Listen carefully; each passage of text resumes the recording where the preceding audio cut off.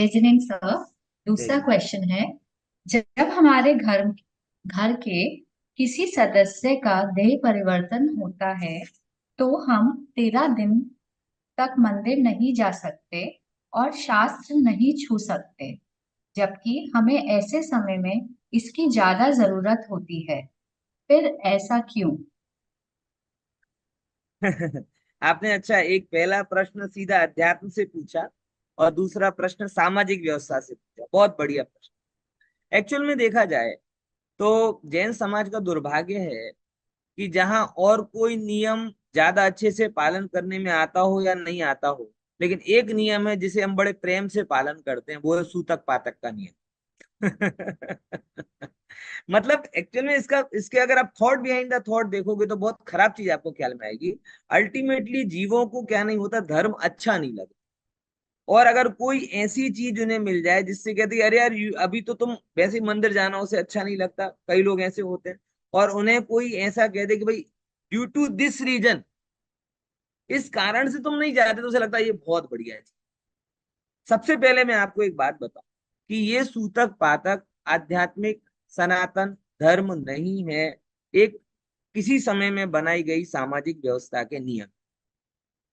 Note my point, ये शाश्वत सत्य नहीं है, सोशल सिस्टम है। और जब हम ये कहते हैं सोशल सिस्टम है, तब हमें इसके कारण को पता करना पड़ेगा। हम उसकी समीक्षा कर सकते हैं और जरूरत पड़ने पर बदल भी सकते हैं। बराबर, ये व्यवस्था है, व्यवस्था तो हम लोगों ने बनाई है। अब हमें लगता है कि वो आज के टाइम पे अप्लीकेबल है तो हम उसे कंटिन्यू कर सकते हैं, और अगर हमें नहीं लगता है कि नहीं है तो हम उसकी समीक्षा भी कर सकते हैं, और समीक्षा ही नहीं, यथा योग्य सुधार भी कर सकते हैं। तो विचारते हैं कि ये भगवान ने तो बोला नहीं, अब भगवान ने क्या बोला हमें डायरेक्ट पता नहीं है, लेकिन भगवान की बात हमें शास्त्रों से पता चली। और मैंने खूब खोजने की कोशिश की, लेकिन किसी भी प्राचीन मूल ग्रंथ में सूतक पातक के नियम हमें दिखाई नहीं।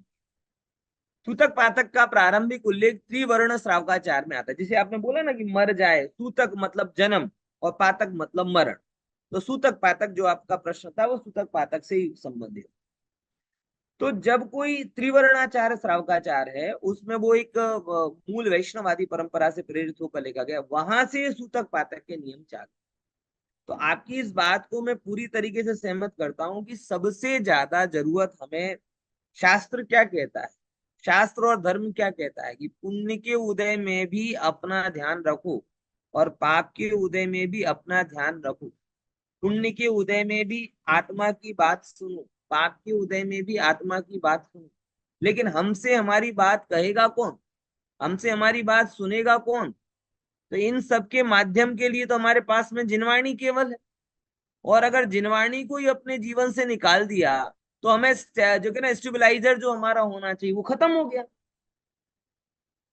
तो इसीलिए दूर होना, परमार्थ से दूर होना व्यवहार के लिए किसी भी रूप में ठीक नहीं है। परमार्थ व्यवहार के लिए परमार्थ से दूर होना किसी भी रूप में ठीक नहीं। इसीलिए कोई आपको कितना भी बोले कि भाई इससे दूर हो जाओ क्योंकि सूतक है, तुम्हारे घर में किसी ने जन्म लिया है, इससे दूर हो जाओ क्योंकि तुम्हारे घर में कोई मरण हो गया है, तुम बोले कैसे दूर हो जाएं?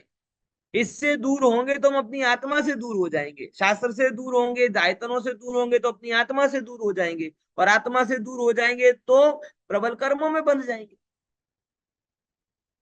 इसीलिए दूर नहीं होना। अब फिर प्रश्न आता है कि साहब तो ये इतने वर्षों से चला आ रहा है, इसका क्या कारण?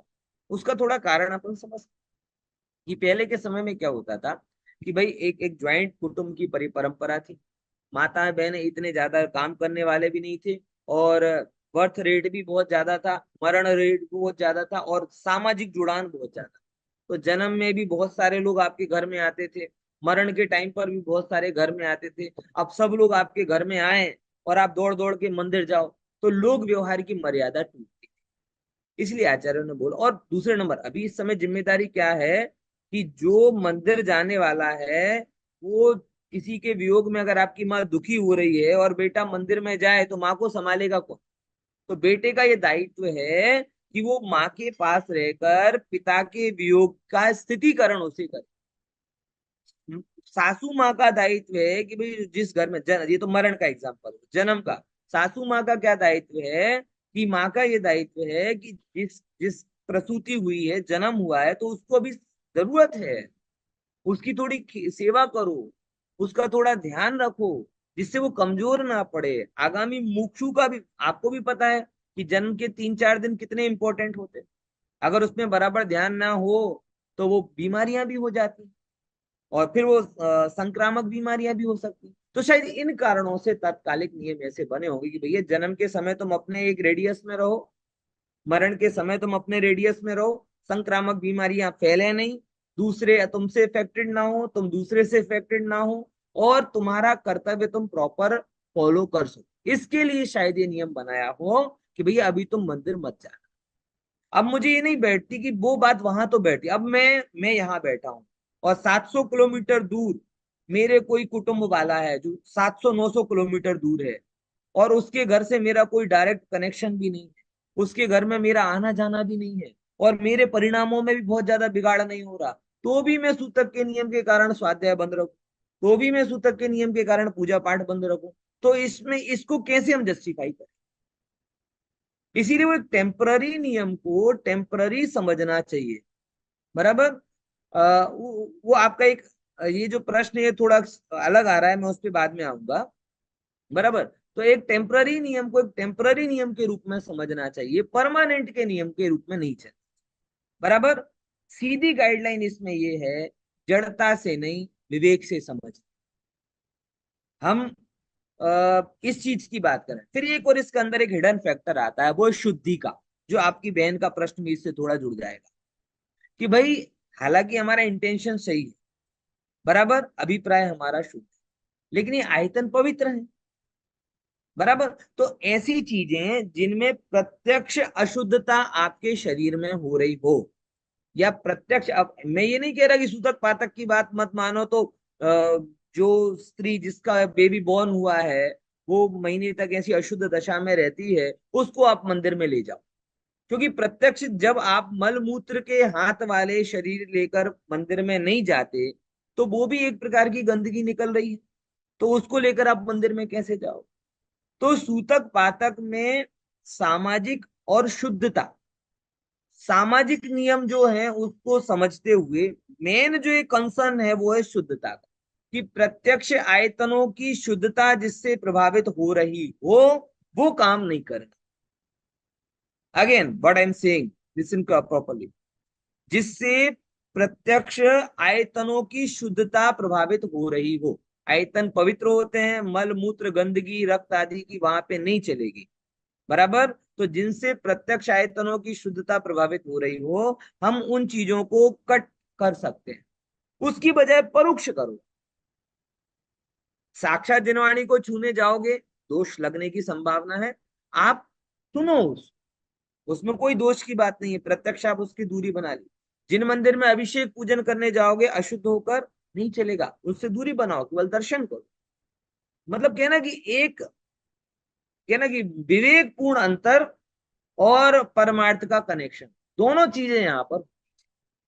अशुद्धता के पॉइंट ऑफ व्यू से जो जो क्रिया निषिद्ध हैं उनका आप निषेध कर सकते हो, लेकिन आपकी पारमार्थिक प्रगति को अटकाने वाला कोई नियम आपके सामने आएगा तो उसका हमें विरोध करना पड़ेगा। इसीलिए मैंने कहा कि सूतक सामाजिक व्यवस्था है, तो हमें उसके कारण को समझना पड़ेगा, उसकी समीक्षा करनी पड़ेगी, उसका सॉल्यूशन करना पड़ेगा, और अगर जरूरत पड़ी तो सुधार भी करना पड़ेगा। ये चारों चीजें आगे। तो जो आपका लेडीज प्रॉब्लम वाला प्रश्न था, आई थिंक वो भी इसमें सॉल्व हो जाएगा, क्योंकि उसको मैंने शुद्धता के पॉइंट ऑफ व्यू से कहा है, और उसका विशेष कारण। एक ये सुधा जी का प्रश्न था, जी। वो मैं थोड़ा सा उसमें 2 मिनट ले लेता हूँ, हाँ जी कि सर। लेडीज प्रॉब्लम के विषय में उनका प्रश्न था। उनके मैं केवल इतना बोलूंगा कि इस समय में जो शुद्धि वाला कंसर्न है आप उसको रखते हुए प्रत्यक्ष समागम से थोड़ा बच सकते हैं तो अच्छी बात है। बाकी ये सुनने में और ऑनलाइन वगैरह सुनने में कोई भी दोष नहीं आता है, क्योंकि उसमें कोई ऑनलाइन में कोई एक्चुअल इमेज नहीं होती, वर्चुअल इमेज होती, मिरर इमेज। तो उससे शुद्धि का कंसर्न वहां पे होता नहीं है। आप लौकिक चीजों में, अगर आप ये लेडीज प्रॉब्लम की बात करें तो एक चीज बहुत समझना है, जैसा कि लोगों में क्या कर लिया है ये इसमें तो सब प्रकार से शुद्धि की बात करते हैं, खाना बनाना इन सब चीजों की शुद्धि, तो लोग बहुत एक लौकिक का तो जरा भी ध्यान नहीं रखते और धर्म में टोटली वो हो जाते। तो ये ठीक नहीं। लौकिक में अगर आप ध्यान नहीं रख रहे हो, यानी आप उस चीज को फॉलो कर ही नहीं, तो फिर धर्म में एकदम रिजिड होकर बिल्कुल दूर हो जाना ये ठीक नहीं। आप सुन सकते हैं, मिरर इमेज वगैरह से पढ़ भी सकते हैं, और चिंतन तो लगातार कर सकते हैं। तो इसीलिए प्रत्यक्ष भले ही आप ना जुड़े किसी चीज से, लेकिन परोक्ष अधिकतम लाभ लें। और मैं तो ये कहता हूँ कि पहले के समय में जो लौकिक कामों से दूर रखा जाता, तो इसके लिए रखा जाता था कि तकलीफ में भी आप क्या कर सके, बाकी टाइम पे धर्म का स्मरण, मंत्र आदि का चिंतन ऐसे करके अपने शरीर को स्थित करें, मन को स्थित करें। बराबर, तो ये आपका काम ज्यादा बेहतर होता है।